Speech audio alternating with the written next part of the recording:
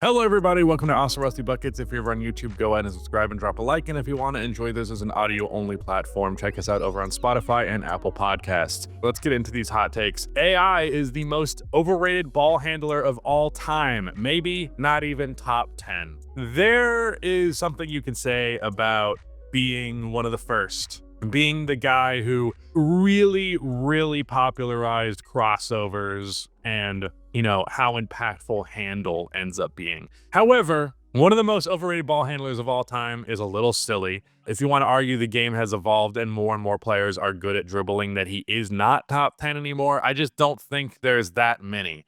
I am very strongly of the opinion that there is a pretty wide gap between him and Kyrie Irving, because I think there's a wide gap between Kyrie Irving and everybody as a ball handler. I believe Allen Iverson himself even claimed that Steph had better handle than him. I'm not even sure. The thing about, I feel like the modern game has been less and less about flashy handle as time went on. I feel like James Harden really did that quite a bit, but now it's more about functional handle. There's less like crazy crossovers happening all the time. But yeah, no, he's top 10. He's definitely top 10. If you want to still say he's the most overrated of all time because a lot of people routinely place him at number one when I just think that's not the case, sure. Not top 10 is a bridge too far, though. I just can't meet you there. If Rudy Gobert had better offensive production, his defense would be more celebrated, which is actually ironic. That is from Mahisabin. Ugh, I'm sorry. I definitely pronounced it wrong. I agree with this, and this is something that I bring up pretty often whenever I talk about the DPOY race, is like, how good is this player offensively, which definitely tends to confuse people, but the reality is you're just going to be disliked more if you're just an outright bad offensive player. I actually feel like Rudy Gobert has progressively gotten worse as an offensive player as time has gone on, especially in his time in Minnesota. But yeah, the uglier your offensive game is, the less tolerant people are of your defense. And then because of that, people are going to start to cherry pick that defense, where they're going to, is this guy even really that good of a defender for the sacrifice you're making with him on the offensive end of the floor? So when it comes to DPOY, you're typically seeing, especially in recent years, players who have at least some level of offensive prowess. Giannis, Bam Adebayo not winning it, but consistently being in the conversations. Rudy Gobert is pretty much the only one when you look at recent DPOYs where that's not the case. Even in his earlier ones in Utah, though, he was still like a 16-point per game scorer. Not that people were not picking him apart then, but I feel like they do it more now than ever. But yeah, you're absolutely right. I think that's kind of just the way it goes, though. Like, if your defense is bad, they're also not going to be tolerant of bad offense. And if your offense is good, they're going to pick apart your defense. It kind of just goes both ways, even though for some reason everyone upholds this expectation of like everyone being a two-way player, even though that's logistically downright impossible. It's just that we've never had a league where there weren't offensive players that didn't play defense and defensive players who were, well, you can't not play offense, but bad on offense. But yes, I agree with that. From Zach Blair, Rusty casually saying he does not love Rudy by going on a spiel about how we will never know anybody that he loves. No, I love Rudy very much. Rudy just happens to also work with me in a business capacity, but this is a very funny comment. If you want to know the context of that, watch the most recent Hot Takes video before this one. From Jackson Greer, the Hawks easily have their best roster since 2015 this year and one of the top young cores in the league. Jalen Johnson and Dyson Daniels have both been revelations, and Zachary Risachet has loads of potential to develop. These are the perfect guys to put around Trae Young, and have Bogey and DeAndre Hunter off of the bench makes them one of the deepest teams right now. Yeah, DeAndre Hunter is probably the biggest surprise out of all of that. I knew that Jalen Johnson was going to be good. In fact, if I'm not mistaken, he was on my most improved player ballot. I didn't have him to win, I'm pretty sure, but in the conversation because he had displayed a lot of very positive things in the previous year. This year, he's up to 20+ points per game, I believe, closing in on double-digit rebounds, as well as a good amount of assists. I didn't really recognize playmaking as something that would be such a prominent part of Jalen Johnson's game, but here we are, and it definitely is. Dyson Daniels, I knew would be great defensively and would be a little bit inconsistent on the offensive end, but still ultimately put up decent numbers. And that's exactly what has been the case thus far. Zachary Risache has been pretty solid. He is a #1 overall pick for some reason, mostly because his draft class sucked, but he's been decent as well, getting better and better as time goes on. Bogdan Bogdanovic is one of the best role players and one of the best sixth men in the entire league. And DeAndre Hunter is currently averaging 18 points per game off of the bench. A version of DeAndre that I anticipated existing at some point a while ago, but I had kind of given up on because while he had displayed an ability to be a little bit more of a scorer than just your traditional 3-and-D guy, never really did that consistently. Thus far this year, he's through like 12 or 14 games or whatever, and he's been doing it. He's been doing it pretty consistently, and if that upholds throughout an entire season, then that's fucking awesome. I also think not only is it their best roster, it is their best roster in terms of fit around Trae Young. I think the DeJounte Murray idea was an understandable one. I understand why the Hawks thought that was something worth pursuing, but it became immediately clear that this was just not going to work. And, say what you will about what Trae Young Helio Ball looks like, what the best version of a team looks like under those circumstances. There might be a ceiling on that. However, there's also a floor on that, a floor that I think the Hawks are comfortable existing under for a while. Just depends how long Trae Young is okay playing ball that's not going to be competitive to a championship level. We'll have to wait and see what his patience for that is. Maybe he's one of those dudes who's perfectly happy just playing for one franchise his entire career, even if they're not that great. But yeah, I definitely think this is their best roster since then. I would argue it's an even better roster than when they made their Eastern Conference Finals run. That was very circumstantial, I will add. So I'm not suggesting they're going to go further than that this year or as far as that this year, but they're definitely improved. From Tib Malzahar, Wemby's offensive ceiling is nowhere near what people say. The idea that he's going to be KD or Kareem on that end is based off of NBA fan fiction. I'm going to go ahead and disagree with you on that take. Sorry. His offensive ceiling doesn't exist, really. It's not for us to say at this point what his offensive ceiling is. He hasn't had enough time to develop his game. We're just taking the basis of this guy is 7'4". He has an 8-foot whatever wingspan. He's quick as hell. He's super coordinated. He can dribble the ball. He's got a good jump shot. He's shot like Stephen Curry numbers from 3 over the last like 10 games or so. And he is probably the most impressive lob threat the game has ever seen, something I don't think has fully been even used to its best potential to this point. He's not going to be as dominant of an isolation scorer, I don't think, as those two, but he could be very, very dominant as an off-ball scorer and still very, very dominant as an on-ball one, just not quite to the degree of a Kevin Durant or Kareem Abdul-Jabbar. The whole thing with Wemby is his ceiling is kind of unknown. Yeah, I think it's a little silly to project, he's going to be Kevin Durant plus Kareem Abdul-Jabbar if they had a baby. Like, that's not going to happen. Likely, but it's also not impossible. It's very far from impossible because the sky is the limit, and that is all. The ceiling is the roof, as Michael Jordan would say. Did I respond to a take similar to this in the last video? I might have. If I did, Rudy, you can cut this if you want to look it up. Or if he doesn't want to look into it, well, you're going to hear me say the same thing twice. From Slim Harden, come up with some original thoughts, people. I get that watching YouTubers like Rusty will help form your opinions on the game, but feels like half of these now are just directly quoting shit he said multiple times. Yeah, I try to avoid those takes. Every once in a while, there is a take that's like, yeah, you're just saying what I've said. Thank you for agreeing with me, but like, that's enough. Thank you. I'm glad you like my take, but I'm looking for your guys' takes to try to be original with it. I agree 100%. From Horky, hot take, LeBron should no longer get credit for being a top 15 player for simply being LeBron. He's playing at a top 25-ish player level this season, and the only reason that Rusty put him at 12th on his list is he's LeBron. Well, for what it's worth, I recorded that video, and then LeBron proceeded to have the worst game I've seen from him in a very long time. And when I was I knew that the streak of a couple of bad games had happened, but nothing that detrimental. And then that game happened, and I was like, oh, no, I would probably drop him to like 20 just off of that. I realize it's only a handful of games, but like the fact that it was spearheaded by that bad of a performance from him that was logistically one of the worst performances of his entire career.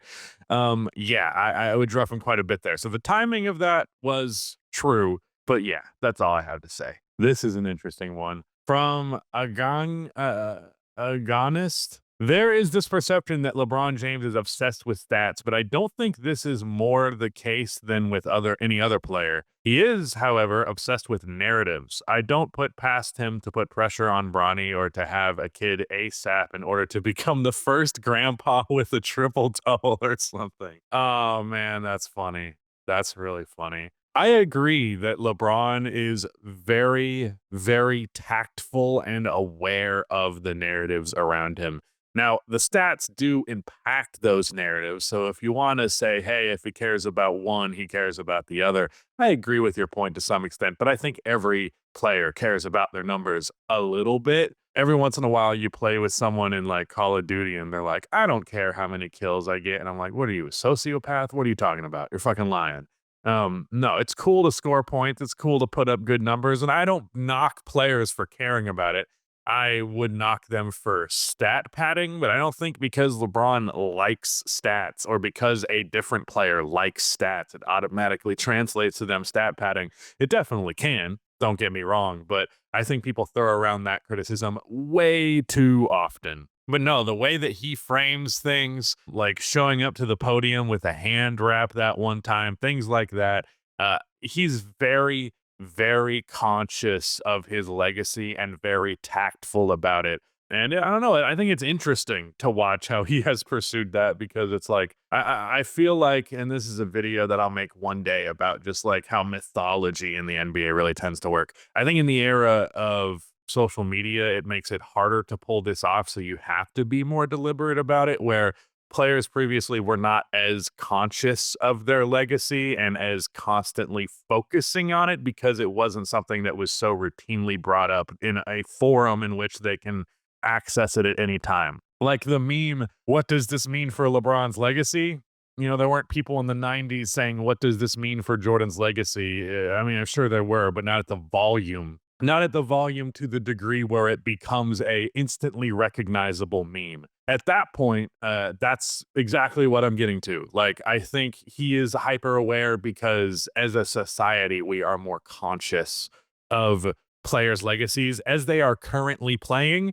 And that drives how these players behave. And I think that extends beyond LeBron, but LeBron is, of course, the most obvious example. From Salam Andron here. Look, it's Rudy's idea for me to say the usernames. If y'all want me to stop just butchering these because there's just so little time, like I'm not going to look up how to pronounce all of these, then I'll just stop. But I'll leave that up to you in the comments. People treat Kawhi how they should treat AD and vice versa. They have exceptionally similar resumes. Both are generational defenders on top 15 scorers when healthy. Both are quiet/humble off of the court. Both have been plagued with injuries for their entire careers. Both had ugly breaks with their original teams, and Jokic owns both of them. That's funny. The most notable differences are that AD's stats look significantly more impressive and Kawhi has a heavier ring, and yet fans and pundits alike seem to adore Kawhi and abhor AD. I never understood this. Kawhi won 2 DPOYs based mostly on reputation, while AD was snubbed from at least one of them for the same reason. Kawhi won a bogus Finals MVP in 2014 for guarding LeBron. That's not true. And AD lost it in 2020 for playing alongside him. AD was ranked over the coals for leaving the shitty Pelicans, but the Spurs were criticized when Kawhi left. People feel bad for Kawhi when he's injured, but call AD soft for the same things. I don't get it. Well, let me explain it to you because there are multiple perspectives in this that I just think are very far from the consensus perspective. And if you want to break it down to just the bare bones of what happened, you can make it look this clear, but that's just not the reality of how narratives work in any capacity. The first things first, both generational defenders and top 15 scorers when healthy. I think that's true. I think the difference between Kawhi and AD as a scorer is dramatic. It's not just about points per game. It's about your ability as a creator. Anthony Davis won his championship in 2020 as the second best player on that team. Sometimes he was the best player. The gap between him and LeBron that year was not that dramatic, but LeBron won the finals MVP for a reason. Anthony Davis, to me, when you have to have your offense created for you, it inherently lowers your value as the lead offensive player. Not that that can't work, because it absolutely can, but especially in a modern context, like Kawhi is just like, give me the ball, I'm gonna go score right now. And on top of that, he's also an excellent off-ball player, so it's not like he's just ISO God and that's it.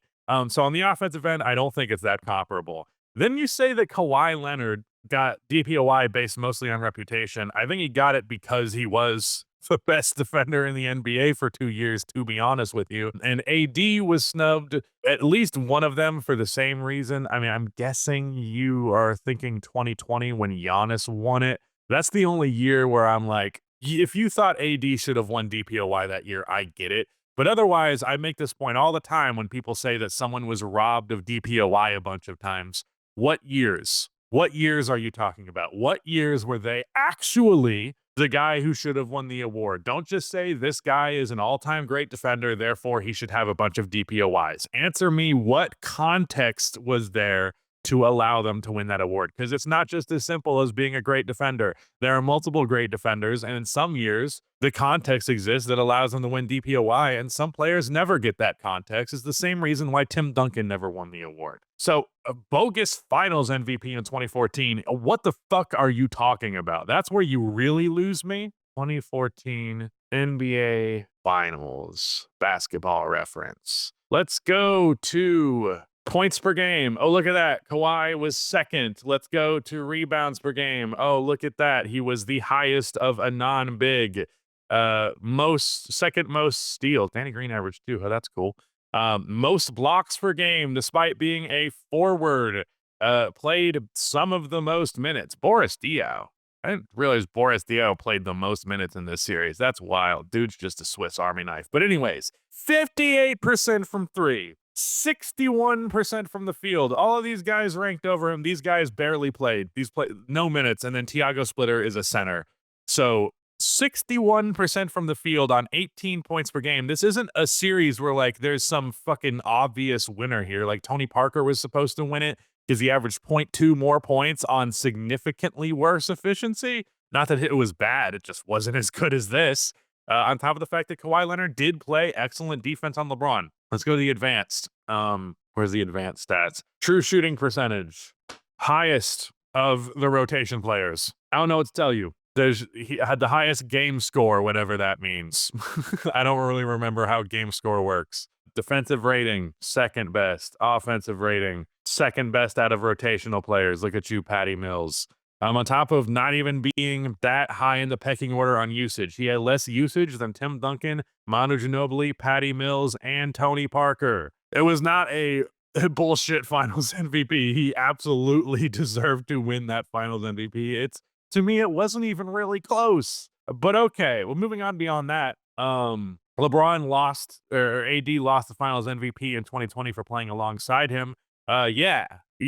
Meanwhile, Kawhi won a championship as the best player on that team indisputably with a very wide margin between him and number 2. I don't understand what you find confusing about this. Winning a title as a top 15 player, a top 10 player is not the same thing as winning a title as maybe the best player in the entire world, averaging 30 points per game for an entire playoff run, not to mention a playoff run in an environment that was frankly a little bit more legitimate. I'm not really a big buyer into the bubble narrative, but AD never shot better from mid-range than he did in that playoff run. I'm not saying that's the bubble, but I'm also not saying it's not suspicious. Yeah, I don't know what to tell you. The Pelicans thing as well, the Spurs did a bunch of fucked up shit behind the scenes. Like, I have a whole video about it. Essentially, Kawhi was uncomfortable with them going through his medical records and saying that he was ready when he did not feel ready. So he said, I want to get an independent physician. And they tried to stop him from doing that. And then when he did go and do that, fucking Greg Popovich told told Tony Parker and Manu Ginobili to go talk shit to the media, which they did. Tony Parker, apparently this was the last straw that made Kawhi ask for a trade. Tony Parker went to the media and said, I had that same injury. I had it far worse, and it only took me 4 months to recover. So I don't really know what's up with him. And it's like, dude, you're not supposed to say that about your teammate. What the fuck do you expect to happen? Like, that was a different circumstance. Kawhi was pushed out of San Antonio via bullshit that they thought that they could just get away with, because historically the Spurs have gotten away with bullshitting their players because of the cult around Greg Popovich. But then AD left the Pelicans all of his own volition. Now, I have no blame or anger for Anthony Davis at all for doing that, because I think Anthony Davis should have done that. He should have done it earlier than he did it, frankly. But we're not going to sit here and act like those circumstances are the same. They're not. Across the board, you have mischaracterized this shit. You have just only mischaracterized it. So hopefully you get it now. Dislike. I disagree with your take. From Michael Jorbum 23. Nice. Rings in today's NBA should be viewed way higher than in previous years. The difficulty to win a championship in today's game is at an all-time high, and winning back-to-back just doesn't happen anymore. I think that 20 years from now, we're going to look back at players from this current era and their legacies, where we need to value their rings higher than we do for players that came before them, simply because it's more difficult. Winning 2 rings nowadays is like winning 4 or 5 in the 2000s and before. I don't know if I'd go as far as to say 4 and 5, especially because it's not as though winning a championship was not difficult in the past. I think it's more a circumstance of how rosters work. On top of the fact that I think when it comes to the all-time legends and how we're going to evaluate their legacies, what it comes down to is, and look, old heads are not going to like this, but I don't care. The older players played in worse generations of basketball with worse players, where they were able to be more dominant and more impactful. Michael Jordan's impact in the modern NBA would pale in comparison to Michael Jordan's impact in his time. Because in his time, being just by far and away the best player in the NBA mattered so much more than it does currently. Look at what's happening with Nikola Jokic and the Denver Nuggets right now. Nikola Jokic is the best player in the NBA. I don't even think it's close. He is putting up nearly a 30-point triple-double, and the Denver Nuggets just lost a game to the fucking Washington Wizards. All right? So we need to take into context that the bottom aspects of the roster, the 3rd player through the 10th player, are so much better than they were in the 90s that your top 2 players, and especially your number 1 player, do not matter as much as they did. They still very much matter. They're still first and foremost for a reason. However, the best way to win a championship in the modern game is by having a really deep team and a first option that you do not overly rely on. So yeah, I agree with this sentiment. I'm curious to see how that will shake up. Obviously, we're going to have to fast forward like a decade to see how these narratives end up persisting over time, but I am very curious to see how this will go.